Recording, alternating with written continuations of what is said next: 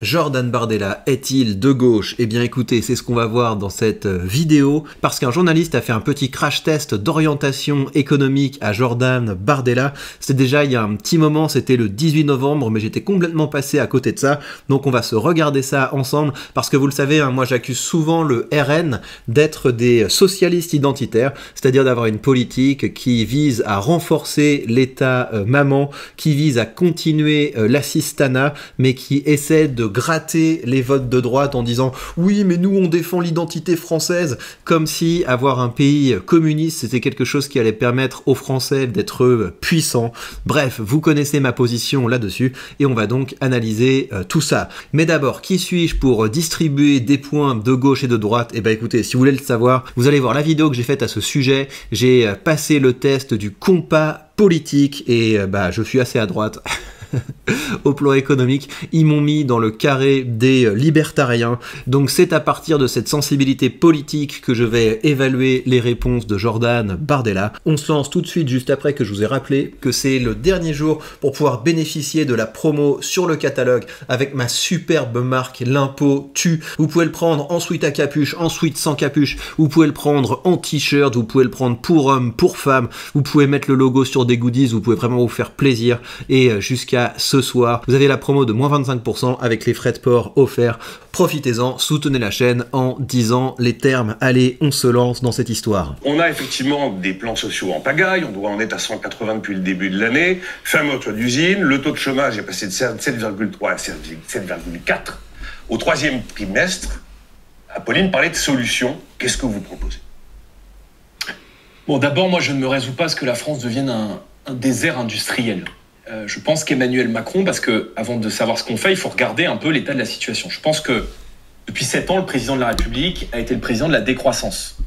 La productivité de l'économie française a diminué en comparaison avec nos partenaires de l'OCDE. Jusque-là, j'aime bien. Je vous le dis en toute transparence, jusque-là, moi j'aime bien ce qu'il dit. Des raisons budgétaires nous a amené avec une situation de dette qui contraint les marges aujourd'hui de l'État, record du déficit commercial, une électricité qui a plus que doublé. L'État a échoué à défendre ses intérêts stratégiques et on laisse filer des plans industriels sans réagir. Si, un peu, parce que je pense que l'État n'a pas du tout à être stratège. La vocation de l'État, c'est d'aller se faire voir, mais on laisse développer. Moi, en matière économique, j'ai 2 ambitions. La première ambition, c'est de refaire de la France une économie de production.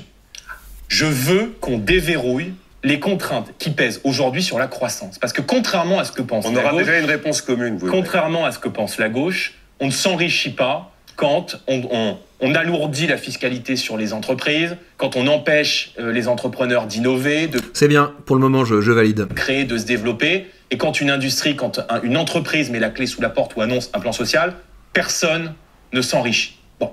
Donc, premièrement, il faut déverrouiller les contraintes qui pèsent sur la croissance et qui sont extrêmement nombreuses. Ce sont des réponses très larges. On va y revenir. Non, mais parce que je suis sur l'immédiateté de l'actualité avec des usines. Il a raison, parce que c'est facile de dire moi je veux qu'on soit une terre de production, et en même temps quand tu défends les retraites géantes des boomers, ça me paraît un peu compliqué. Le politique peut-il apporter une réponse un peu immédiate à des actualités immédiates devant des plans sociaux, devant du chômage qui remonte? Parce qu'effectivement, le prix de l'électricité est un sujet, l'excès de normes est un sujet, mais ce sont des chantiers un peu de long terme. Y a-t-il des réponses immédiates que le politique, ou alors est-ce qu'on est Lionel Jospin 1999, à nouveau Michelin, l'État ne peut pas tout? Ça, ce serait ma position, ce serait évidemment l'État ne peut pas tout, mais d'un autre côté, l'État est responsable des fermetures d'entreprises actuelles, donc il faut corriger le mal à la source en baissant radicalement, effectivement, les normes et la fiscalité. L'esprit avec lequel il faut renouer, c'est celui de la puissance et celui de la croissance. D'accord. Et Emmanuel Macron a échoué à recréer un cadre économique très attractif. Je pense aussi qu'il faut une fiscalité de croissance. Nous avons des impôts de production qui sont parmi les plus élevés et qui sont jusqu'à 2 fois plus élevés que ceux de la moyenne. Ça, je suis d'accord. Mais le problème, c'est qu'il y a toujours un moment où dans le discours du RN, ça part en il faut taxer l'économie spéculative, comme si c'était à ces mecs de faire la différence entre ce qu'est l'économie réelle et ce qui n'est pas l'économie réelle. Et puis, il y a un moment, il part toujours en mode le pouvoir d'achat des Français, le pouvoir d'achat des retraités. Et ça veut dire qu'ils sont pas dans une logique de réduction de l'État maman. Et c'est bien cet État maman qui fait qu'on a besoin de taxer autant les entreprises. Et deuxième pilier de ma vision économique, c'est revaloriser le travail. Parce que je pense que l'urgence de la fin du mois, l'urgence sociale, l'incapacité de nos compatriotes à vivre décemment de leur travail n'est pas acceptable dans notre société. Revaloriser le travail, t'as deux manières de le faire. Tu peux le faire en mode état-maman, du type vous êtes obligé de payer autant les employés, et c'est ça qui fait qu'on aggrave l'enfer administratif français, surtout vu les charges qu'il y a sur les salaires. Ou alors la manière dont vous le faites, c'est que vous baissez drastiquement les charges sur les salaires, vous réduisez les charges sociales, les charges patronales, et là c'est possible d'être compétitif dans la rémunération des employés. Et que quand tout augmente, la fiscalité augmente, les impôts augmentent, la dépense publique augmente, mais que de l'autre, nos compatriotes n'arrivent plus à vivre de leur travail parce que les salaires n'augmentent pas, eh bien, il y a là une hécatombe sociale et une hécatombe économique. Donc, je souhaite que les entreprises puissent augmenter de 10% les salaires, 10% sans charge. C'est la proposition que je formule. Vous augmentez pour les entreprises qui le peuvent de 10%, et en contrepartie, ces 10% sont exonérés de charges parce que... C'est ça en fait son problème de logiciel, c'est que ça part en cadeaux fiscaux. C'est-à-dire que le gars ne peut pas s'empêcher de représenter le truc comme un système où tout le monde doit être finalement dépendant de l'État. L'État va te faire un petit cadeau pour t'inciter ici, alors que c'est pas ça qu'on veut. Il faut rien imposer aux entreprises. Les entreprises, il faut les laisser grandir tranquillement, et donc t'as pas besoin de créer des usines à gaz. T'as juste besoin de baisser drastiquement les impôts, les charges, les normes, au lieu de vouloir comme un grand timonier arriver en disant toi tu augmentes, toi tu baisses, toi tu fais ci, toi tu fais ça.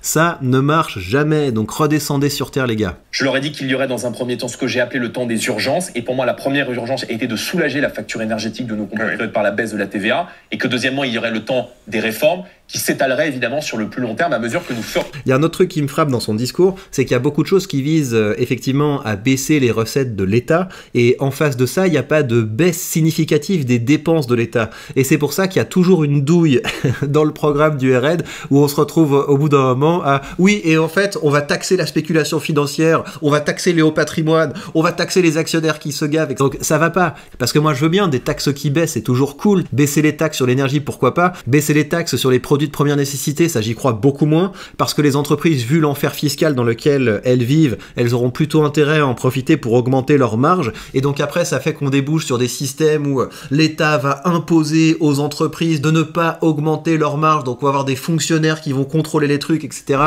comme dans l'URSS. Ça va pas son truc. La base d'un programme économique cohérent de droite, ça devrait être la baisse massive de la dépense publique. Autre question d'actualité, est-ce qu'il faut interdire aux cheminots de faire grève pour les départs en vacances ? Oui, alors moi je réponds oui direct. Je pense que le train c'est le cheval de Troie du communisme, et il faudrait virer un maximum de ces gens, parce que c'est vraiment, les cheminots, c'est une des pires planques que notre État communiste ait créé. Noël, oui, enfin...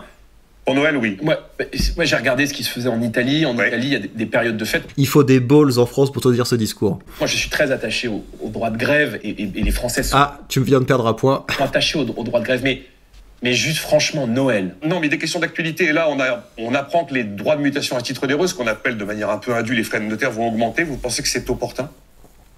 Non. Ça, je valide également, faut arrêter ces augmentations. Là, il marque un point de droite. Mais le fardeau normatif, moi je suis en faveur d'un assouplissement des critères du ZAN. Parce qu'aujourd'hui, on peut plus louer, on peut plus... L'écologie, c'est bien. Vous êtes en train de me vider mon truc. Mais je veux dire, pardon, hein, mais j'ai pas eu les questions avant, mais l'écologie, c'est bien. Mais si demain on est tous morts, qu'on peut plus se déplacer, qu'on peut plus prendre l'avion... Ça, j'aime bien aussi. L'écologie, c'est bien, mais très important, le mais après l'écologie, c'est bien. C'est un peu plus que ça, l'écologie, Jean de Bardella. Écoutez, en tout cas... Pardon, c'est un peu plus que ça. Oh là là, quelle tête à claque. Non mais moi, je suis écologiste. Mais écologiste raisonnable. Moi, je suis écologiste, tu perds un point. C'est ça le problème, je trouve qu'il devrait plus envoyer les gens se faire voir. Un truc comme ça, moi je dirais, mais tu te prends pour qui, toi, de distribuer des points de vertu? Il est trop lisse, Jordan, je trouve, pour être vraiment de droite. Le protectionnisme érigeait des droits de douane, mais dans ces cas-là, expliquer à sa population que ça a un prix, et que généralement, ça ampute le pouvoir d'achat. Mais c'est un choix de civilisation. Choix de civilisation. Le droit de douane, c'est un choix de civilisation. Est-ce que dans 10 ans, on veut ne plus avoir une seule filière agricole et manger du bœuf aux hormones canadiens ou du poulet sous antibio brésilien? Et est-ce qu'on veut tous rouler en véhicule chinois? Voilà, c'est ça. Et moi, je dis sortons de la naïveté commerciale, parce que... Moi, ce qui me gêne là-dedans, c'est que les droits de douane, c'est une excuse pour permettre aux industries françaises de se tourner les pouces et de pas être compétitives. Alors que l'objectif, ce serait de vouloir inonder le reste du monde en ayant des produits de meilleure qualité et en ayant des produits qui sont moins chers. Comment, en devenant effectivement, comme il le disait au début, une terre de production, et comment on devient une terre de production en baissant massivement les impôts, impôts, les charges, les normes. Alors que là, le protectionnisme, ça veut dire quoi? Ça veut dire on va permettre à des industries qui sont mal fichues, mourantes, qui n'ont pas de marge, qui sont pas performantes, on va les protéger un petit peu et on va continuer d'aggraver le rétrécissement de l'économie française. Donc moi, j'achète pas du tout le discours protectionnisme et je trouve que c'est souvent aussi un truc de droit tardé du type ouais, la France souveraine, mais de quoi vous parlez là? La France c'est un tout petit pays et si c'est devenu un tout petit pays, c'est pas parce qu'on n'a pas été assez protectionniste, c'est parce qu'on a été beaucoup trop communiste. D'accord, pas d'accord. Travail, les Français doivent travailler plus. Non, je crois qu'on est dans la voie. Ouh là là, moi j'aurais mis oui direct. Une des choses qui ont fait sombrer notre pays, c'est notamment les 35 heures. Donc là pour moi, il marque un gros point de gauchisme. Il faut taxer les riches. Non, c'est une aberration dans le pire enfer fiscal de la planète de chercher à taxer qui que ce soit. Et je pense que c'est là qu'on a un point de désaccord avec Jordan, mais peut-être qu'il va agréablement me surprendre. Les ultra riches, oui. Les ultra riches, ok, tu marques un gros point de gauchiste. Mais enfin, là, maintenant, vous gagnez le SMIC pour la gauche, vous êtes riche. Donc... Tu regagnes un demi-point de droite. Les ultra riches. Moi, j'avais mis le petit point au milieu. Oui, mais à condition de trouver une solution mondiale. Il faut... Ah ouais, alors là, tu marques un énorme gros point de gauchiste. Arrêtez de vouloir créer une espèce d'usine à gaz mondiale. Ce qui est intéressant, c'est de pouvoir voter avec ses pieds et de mettre en concurrence fiscale les différents pays pour qu'ils arrêtent de matraquer les gens méritants. Donner un prix au carbone. Toutes ces âneries de taxes carbone, moi, c'est non, non et non, laissez-nous tranquilles. Il faut donner un prix au carbone. Oui, non mais moi je suis en faveur de la taxe carbone parce que je pense... Taxe carbone, gros point de gauchisme. Le SMIC doit évoluer exclusivement au rythme de l'inflation et pas plus vite que les prix. Donc indexation et jamais de coup de pouce sur choix politique. Ça, je serais assez d'accord, mais pour moi, il faudrait supprimer ces tanneries de SMIC. Oui, mais le problème de la hausse du SMIC, c'est que ça fait une augmentation de charges pour les chefs d'entreprise. Et je veux pas que ça ait des conséquences délétères. La gauche qui a proposé ça en est venue à proposer un fonds de compensation parce que le risque, c'est justement d'aggraver le chômage. Je suis assez d'accord avec lui, là. Là, il a une ligne qui est plutôt à droite, c'est rassurant. Je sens la nouvelle usine à gaz venir. Il faut geler les pensions de retraite au moins 1 an ou 2 ans.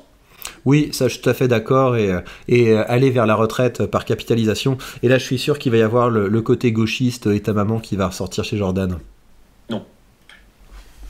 Il faut supprimer le statut de fonctionnaire.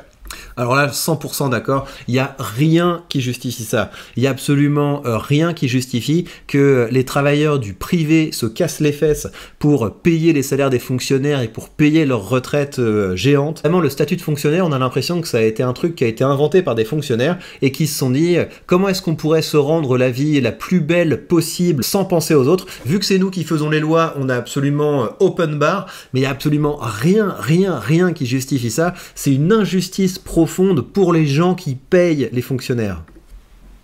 Certainement pas. Certainement pas. Certainement pas. Énorme point de gauchiste de Jordan Bardella. Il faut moins d'État. Absolument, il faut moins d'État. Et là, je pense qu'il va dire il faut mieux d'État, il faut un État stratège, blablabla. D'une manière générale. Par exemple, sortir l'État ou qui est dans le capital d'entreprise où objectivement il n'a rien à y faire. Il faut mieux d'État. Mieux d'État. J'en étais tellement sûr. Il faut encadrer les loyers. Absolument pas, il faut arrêter avec toutes les mesures d'encadrement. C'est vraiment des usines à gaz qui font du mal à ceux qui portent le pays sur les épaules. Non, je pense que c'est une fausse bonne idée, ça. Je me méfie des... C'est quand la gauche propose un truc sur les questions économiques. Ça j'aime bien, voilà, tu marques un point. J'ai toujours tendance à me méfier parce que à la fin c'est le Venezuela. Là vous avez... Ouais, c'est bien. Il a un bon sens en fait. On sent que quand il sort des rails et qu'il sort du giron du RN communiste, il devient tout de suite plus fréquentable. Il faut généraliser le prêt à taux zéro et conserver le dispositif Pinel pour le locatif. Oui.